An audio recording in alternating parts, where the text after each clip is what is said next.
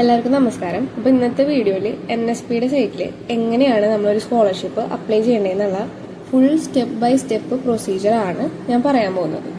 ഞാൻ മുമ്പ് ചെയ്തിട്ടുള്ള വീഡിയോസൊക്കെ ഓരോ സ്റ്റെപ്പും വേറെ വേറെ വീഡിയോസ് ആയിട്ടാണ് ചെയ്തിരിക്കുന്നത്. ഇത് ഞാൻ മൊത്തത്തിൽ ബ്രീഫായിട്ട് പറഞ്ഞു പോകുന്നുണ്ട്. ആ വീഡിയോസും കൂടി കണ്ടു കഴിഞ്ഞാൽ കുറച്ചും കൂടി ക്ലാരിറ്റി നിങ്ങൾക്ക് കിട്ടും. ആദ്യം തന്നെ നിങ്ങൾക്ക് NSPനെ ഞാൻ പരിചയപ്പെടുത്തി തരാം. NSP എന്ന് പറയുന്നത് നാഷണൽ സ്കോളർഷിപ്പ് പോർട്ടലാണ്.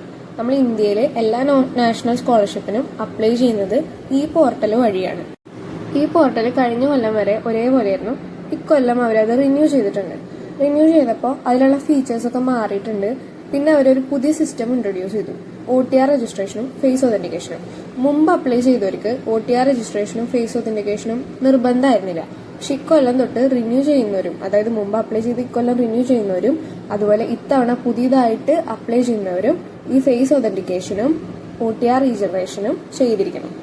എങ്ങനെയാണ് ഒരു OTR നമ്പർ ജനറേറ്റ് ചെയ്യുക, ഫേസ് ഒതന്റിക്കേഷൻ എങ്ങനെയാണ് ചെയ്യേണ്ടതെന്നുള്ളത് ഇത് രണ്ടും ചെയ്യണ ഒരു വീഡിയോ ഞാൻ ഓൾറെഡി അപ്ലോഡ് ചെയ്തിട്ടുണ്ട്. അപ്പോൾ ആ വീഡിയോ നോക്കിക്കഴിഞ്ഞാൽ എങ്ങനെയാണ് അത് ചെയ്യാമെന്ന് നിങ്ങൾക്ക് മനസ്സിലാവും. ഒരു നാഷണൽ സ്കോളർഷിപ്പ് നിങ്ങൾക്ക് അപ്ലൈ ചെയ്യണമെങ്കിൽ അതിൽ ഇൻവോൾവ് ആയിട്ടുള്ളത് 3 സ്റ്റെപ്സ് ആണ്. ഒന്ന്, OTR നമ്പർ ജനറേറ്റ് ചെയ്യുക. അത് വെച്ച് നിങ്ങൾ ലോഗിൻ ചെയ്യണം. രണ്ടാമത്തെ സ്റ്റെപ്പ്, നിങ്ങൾ അപ്ലൈ ചെയ്യണം. ഫ്രഷ് ആയിട്ട് അപ്ലൈ ചെയ്യുന്നവർ ഫ്രഷ് ആപ്ലിക്കേഷനിൽ പോയിട്ട് സ്വന്തം ഡീറ്റെയിൽസ് എല്ലാം അടിച്ചു കൊടുത്ത് ആപ്ലിക്കേഷൻ സബ്മിറ്റ് ചെയ്യണം. അപ്ലൈ ചെയ്യുന്നതിന് പ്രൊസീജിയർ ഉണ്ട്, അത് ഞാൻ പറയാം. ഇപ്പോൾ ഒരു ബ്രീഫായിട്ട് ഇൻട്രൊഡക്ഷൻ തന്നിട്ട് ഞാൻ ഈ വീഡിയോയിൽ തന്നെ ബാക്കി പ്രൊസീജിയേഴ്സ് പറയാം.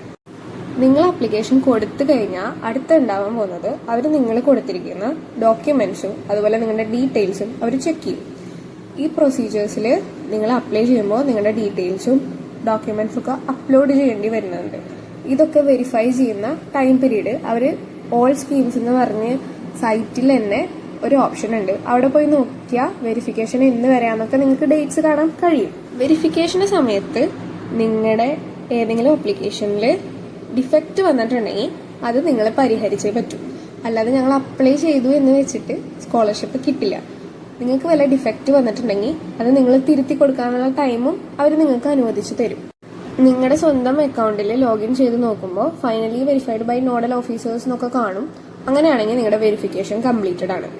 അതിൻ്റെ ഒപ്പം തന്നെ വേറൊരു കാര്യം എടുത്തു പറയേണ്ടത്, നിങ്ങൾ ഒരു അക്കൗണ്ടിൽ നിന്ന് മാത്രമേ നിങ്ങൾക്ക് അപ്ലൈ ചെയ്യാൻ പറ്റുള്ളൂ. 2 അക്കൗണ്ടിൽ നിന്ന് സെയിം സ്കോളർഷിപ്പിനൊക്കെ അപ്ലൈ ചെയ്തതായിട്ട് സിസ്റ്റം ഫൗണ്ട് ചെയ്ത് കഴിഞ്ഞാൽ നിങ്ങൾ ഇതിൽ നിന്ന് റിജക്റ്റ് ആയി പോകുന്നതാണ്. ഇനി പറയാൻ പോകുന്ന കാര്യങ്ങൾ ശ്രദ്ധിച്ച് കേൾക്കണം.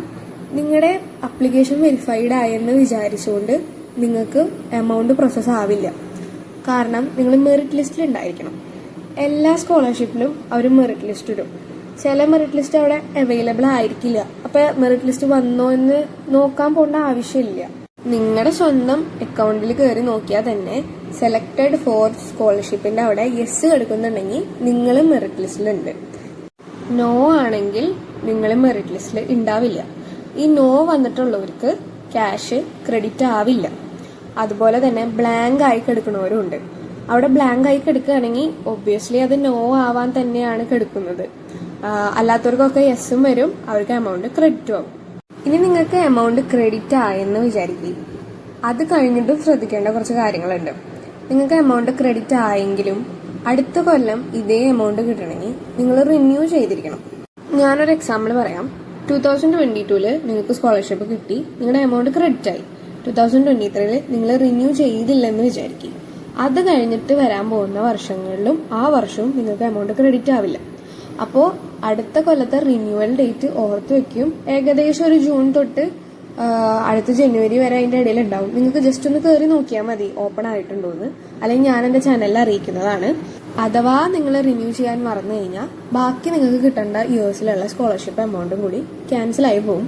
അപ്പോൾ റിന്യൂ ചെയ്യാൻ മറക്കരുത്. അഥവാ നിങ്ങൾ സ്കോളർഷിപ്പ് കിട്ടിയ കുട്ടിയാണെങ്കിൽ, മെറിറ്റ് ലിസ്റ്റിൽ സെലക്റ്റഡ് ആണെങ്കിൽ. എല്ലാ കൊല്ലം റിന്യൂ ചെയ്യുമ്പോഴും നമ്മൾ നമ്മുടെ ഡീറ്റെയിൽസ് അടിച്ചു കൊടുത്ത് കുറച്ച് ഡോക്യുമെന്റ്സ്, ബോണഫൈഡ് പോലെയുള്ള ഡോക്യുമെന്റ്സ് അവർ ചോദിക്കും. അതൊക്കെ അപ്ലോഡ് ചെയ്തിട്ട് സബ്മിറ്റ് കൊടുക്കേണ്ടതാണ്. റിന്യൂവലിനെ പറ്റിയിട്ടുള്ള വീഡിയോയും ഞാൻ ചെയ്യുന്നതാണ്. അപ്പോൾ ഈ വീഡിയോയിൽ ഫ്രഷ് ആപ്ലിക്കേഷനും മറ്റും മാത്രമാണ് ഞാൻ പറയുന്നത്. അല്ലെങ്കിൽ വീഡിയോ ഭയങ്കര ലെങ്തി ആയി പോകും. ഇനി നമുക്ക് എങ്ങനെയാണ് സ്കോളർഷിപ്പിന് ഫ്രഷ് അപ്ലൈ ചെയ്യാമെന്ന് നോക്കാം. അതിനു മുന്നായിട്ട് നിങ്ങൾ എൻ്റെ ചാനൽ ആദ്യമായിട്ടാണ് കാണണമെങ്കിൽ ചാനൽ സബ്സ്ക്രൈബ് ചെയ്യാൻ മറക്കരുത്. NSP റിലേറ്റഡ് വീഡിയോസാണ് ഞാൻ കൂടുതൽ ചെയ്യാറുള്ളത്. നിങ്ങൾക്ക് എൻ്റെ ചാനൽ യൂസ്ഫുൾ ആയി തോന്നുകയാണെങ്കിൽ നിങ്ങളുടെ ഫാമിലിയിലും ഫ്രണ്ട്സായിട്ടും ആരെങ്കിലുമൊക്കെ പഠിക്കുന്നവരുണ്ടെങ്കിൽ അവർക്ക് നാഷണൽ സ്കോളർഷിപ്പ് അപ്ലൈ ചെയ്യാൻ അറിയില്ലെങ്കിൽ എൻ്റെ ചാനൽ ഷെയർ ചെയ്ത് കൊടുക്കുക. അപ്പോൾ ഇനി നമുക്ക് എങ്ങനെയാണ് അപ്ലൈ ചെയ്യാമെന്ന് നോക്കാം. ഫസ്റ്റ് തന്നെ NSP OTR ആപ്പിൽ നിങ്ങൾ ലോഗിൻ ചെയ്യാൻ ശ്രമിച്ചു കഴിഞ്ഞാൽ ചിലവർക്ക് ഇൻവാലിഡ് ക്രെഡൻഷ്യൽ എന്ന് കാണിക്കും. അത് എന്തോ ആപ്പിൻ്റെ മിസ്റ്റേക്ക് ആണെന്ന് തോന്നുന്നു. ആർക്കും അതിൽ ലോഗിൻ ചെയ്യാൻ പറ്റണില്ല എന്ന് പറഞ്ഞിട്ട് കുറേ കമൻറ്റ്സ് എനിക്ക് വന്നായിരുന്നു.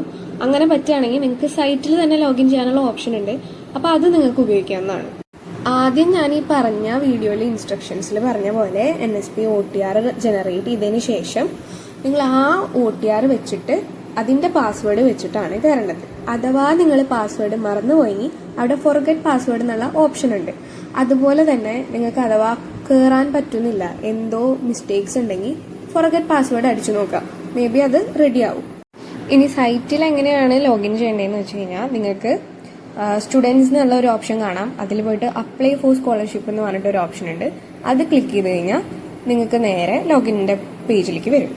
അത് കഴിഞ്ഞ് നിങ്ങൾ ലോഗിൻ ചെയ്ത് കഴിഞ്ഞാൽ നിങ്ങൾക്ക് ഫ്രഷ് അപ്ലൈ ചെയ്യാനുള്ള ഓപ്ഷൻ ഉണ്ട്. ഫ്രഷ് അപ്ലൈ കൊടുത്തതിന് ശേഷം പ്രൊസീഡ് ഞെക്കി നിങ്ങൾ പ്രൊസീഡിലേക്ക് വരുമ്പോൾ പിന്നെ കാണിക്കുന്നതിൽ ലെഫ്റ്റ് സൈഡിൽ സ്റ്റാറ്റസും ഫിൽ ആപ്ലിക്കേഷനും വിത്ഡ്രോ ആപ്ലിക്കേഷനും കാണാം. അല്ല നിങ്ങൾക്കിത് വേണ്ട, ഇനി നിങ്ങൾക്ക് അപ്ലൈ ചെയ്യണം അറിയാണ്ട് ഫ്രഷ് അപ്ലൈ ഞെക്കി പോയതാണെങ്കിൽ വിത്ഡ്രോ ആപ്ലിക്കേഷൻ നിൽക്കാം. അപ്പോൾ നിങ്ങളുടെ ആപ്ലിക്കേഷൻ വിത്ഡ്രോ ആവും. അത് കഴിഞ്ഞ് സ്റ്റേറ്റസിൽ എന്താണ് നിങ്ങളുടെ ആപ്ലിക്കേഷൻ്റെ കറൻറ്റ് സ്റ്റാറ്റസ് കാണാൻ പറ്റും. മുമ്പ് അപ്ലൈ ചെയ്തവരൊക്കെ ആണെങ്കിൽ റിന്യൂവലാണ് പ്രൊസീഡ് കൊടുത്തെങ്കിൽ അവിടെ അവരുടെ സ്റ്റാറ്റസും കാണാൻ പറ്റും, ഇത്രയും നാൾ ക്യാഷ് വന്നതിൻ്റെ അതിൻ്റെയൊക്കെ ഡീറ്റെയിൽസ്. ഇനി നമ്മൾ ഫ്രഷ് അപ്ലൈ ചെയ്യുന്ന ആളാണെങ്കിൽ അവിടെ ഫിൽ ആപ്ലിക്കേഷൻ എന്ന് പറഞ്ഞ ഓപ്ഷൻ ഉണ്ടാവും. അതുമേ ക്ലിക്ക് ചെയ്യാം.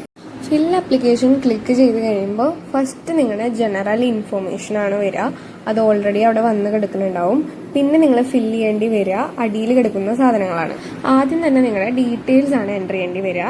അതിൽ community, religion, annual family income, disabled ആണോ, പാരന്റ് പ്രൊഫഷൻ, ഇതൊക്കെയാണ് ചോദിക്കണേ. ഇതൊക്കെ നിങ്ങളുടേതായ ഡീറ്റെയിൽസ് അടിച്ചു കൊടുത്താൽ മതി. അത് കഴിഞ്ഞ് പെർമനന്റ് അഡ്രസ്സ് ചോദിക്കുന്നുണ്ട്, അതും നിങ്ങൾ അടിച്ചു കൊടുക്കണം. അതിൽ ഫുൾ ഓപ്ഷൻസ് തന്നിട്ടുണ്ട്. ജസ്റ്റ് സെലക്ട് ചെയ്ത് നമ്മൾ സേവ് ആസ് ഡ്രാഫ്റ്റ് ചെയ്ത് സേവ് ആൻഡ് നെക്സ്റ്റ് കൊടുത്താൽ മതി. മുകളിൽ നിങ്ങൾക്ക് ഓരോ സ്റ്റെപ്സ് ആയിട്ട് പച്ച കത്തുന്നത് കാണാം. അതിലിപ്പോൾ രണ്ടാമത് കിടക്കുന്നതിന് അക്കാഡമിക് ഡീറ്റെയിൽസ് ആണ്. അക്കാഡമിക് ഡീറ്റെയിൽസിൽ നിങ്ങളുടെ ആദ്യം നിങ്ങളുടെ ഇൻസ്റ്റിറ്റ്യൂഷൻ്റെ പേര് സെലക്ട് ചെയ്യണം. അതെങ്ങനെ സെലക്ട് ചെയ്യാമെന്നൊക്കെ ഞാൻ ഓൾറെഡി ഒരു വീഡിയോ ചെയ്തിട്ടുണ്ട്, അത് പോയി ചെക്ക് ചെയ്യാം. അത് കഴിഞ്ഞ് പ്രസന്റ് ക്ലാസ് ഓർ കോഴ്സ്, അത് നിങ്ങൾ ഇൻസ്റ്റിറ്റ്യൂഷൻ സെലക്ട് ചെയ്ത് കഴിയുമ്പോൾ ആ ഇൻസ്റ്റിറ്റ്യൂഷനിലുള്ള കോഴ്സിൻ്റെ ലിസ്റ്റ് തരും. അപ്പോൾ അതിൽ നിന്ന് നിങ്ങൾ പഠിക്കുന്ന കോഴ്സ് സെലക്ട് ചെയ്യാം. അത് കഴിഞ്ഞ് present class or course year, നിങ്ങളുടെ ഏത് ഇയർ ആണോ അത് കൊടുക്കുക. അത് കഴിഞ്ഞ് പ്രസന്റ് ക്ലാസ് സ്റ്റാർട്ട് ഡേറ്റ്, അതായത് ഈ ഇയർ ഏതാണോ കൊടുത്തത് ആ ഇയറിൻ്റെ ക്ലാസ് തുടങ്ങിയത് ഏതാണ്. ചിലർ ചോദിച്ചിട്ടുണ്ട് അതിൽ ക്ലാസ് തുടങ്ങിയ ഡേറ്റ് കാണുന്നില്ല എന്ന്. എല്ലാവരുടെയും ഒരേ ദിവസമല്ലല്ലോ തുടങ്ങുക. അപ്പോൾ അതിൽ ഫസ്റ്റ് ഡേറ്റ് ഇടാവുന്ന നമുക്ക് ആ ഓപ്ഷനേ ഉള്ളൂ. അത് കഴിഞ്ഞ് നിങ്ങളുടെ അഡ്മിഷൻ നമ്പറോ രജിസ്ട്രേഷൻ നമ്പറോ അതോ എൻറോൾമെന്റ് നമ്പറോ നിങ്ങളുടെ ഐഡന്റിറ്റി കോളേജിലുള്ള ഒരു നമ്പർ അടിക്കുക.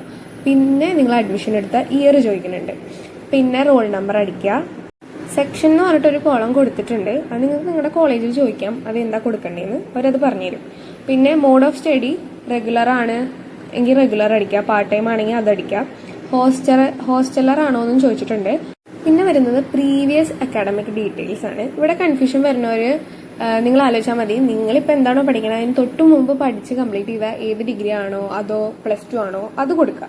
നിങ്ങളിപ്പോൾ UG പഠിക്കുന്ന ആളാണെങ്കിൽ മുമ്പ് പഠിച്ചിട്ടുണ്ടാവുക +2 ആയിരിക്കും, അപ്പോൾ അതിൻ്റെ ഡീറ്റെയിൽസ് കൊടുക്കുക. ഇപ്പോൾ നിങ്ങളൊരു PG സ്റ്റുഡൻ്റ് ആണെങ്കിൽ നിങ്ങൾ അതിന് മുമ്പ് ഒരു ഡിഗ്രി ആയിരിക്കും ചെയ്തിട്ടുണ്ടാവുക, അപ്പോൾ ആ ഡിഗ്രിയുടെ ഡീറ്റെയിൽസ് ആണ് കൊടുക്കേണ്ടത്. പിന്നെ വരുന്നത് 10th ക്ലാസ് ഡീറ്റെയിൽസ്. അത് നിങ്ങളുടെ 10th ക്ലാസ്സിൻ്റെ ഡീറ്റെയിൽസ് ഫിൽ ചെയ്യാൻ അറിയാലോ, അത് തന്നെ ഫിൽ ചെയ്യാം. അത് കഴിഞ്ഞ് വരുന്നത് 12th ക്ലാസ് ഡീറ്റെയിൽസ്, അത് നിങ്ങളുടെ 12th ഡീറ്റെയിൽസ്. പിന്നെ കോമ്പറ്റേറ്റീവ് എക്സാം ഡീറ്റെയിൽസ്. അതിൽ കോമ്പറ്റേറ്റീവ് എക്സാം അവർ സെലക്ട് ചെയ്യാൻ കുറച്ച് ഓപ്ഷൻസ് വന്നിട്ടുണ്ട്. അത് എഴുതിയവർ മാത്രം അത് സെലക്ട് ചെയ്താൽ മതി. ബാക്കിയുള്ളവർ ആ ഫീൽഡിലേക്ക് പോകേണ്ട ആവശ്യമില്ല.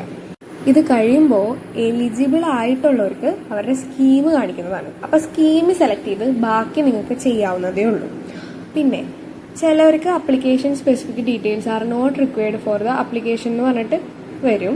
അതിൽ കണ്ടിന്യൂ അടിച്ചു കൊടുക്കാം. കണ്ടിന്യൂ അടിച്ച് കൊടുക്കുമ്പോൾ നിങ്ങളുടെ സ്കീം വീണ്ടും കാണിക്കുന്നതാണ്. അങ്ങനെ ഒരു ഓപ്ഷൻ വരികയാണെങ്കിൽ കേട്ടോ. അത് കഴിഞ്ഞ് നിങ്ങൾക്ക് സ്കീം സെലക്ട് ചെയ്യണം. സ്കീം സെലക്ട് ചെയ്ത് സ്കീം സ്പെസിഫിക് ആയിട്ട് അവർ ഡീറ്റെയിൽസ് ചോദിക്കും. അതൊക്കെ ഫില്ല് ചെയ്ത് കൊടുക്കുക. ഫില്ല് ചെയ്ത് കൊടുത്തതിന് ശേഷമാണ് ഇപ്പം നിങ്ങൾ പറഞ്ഞതിൻ്റെ ഒക്കെ ഡോക്യുമെന്റ്സ് സബ്മിറ്റ് ചെയ്യണം.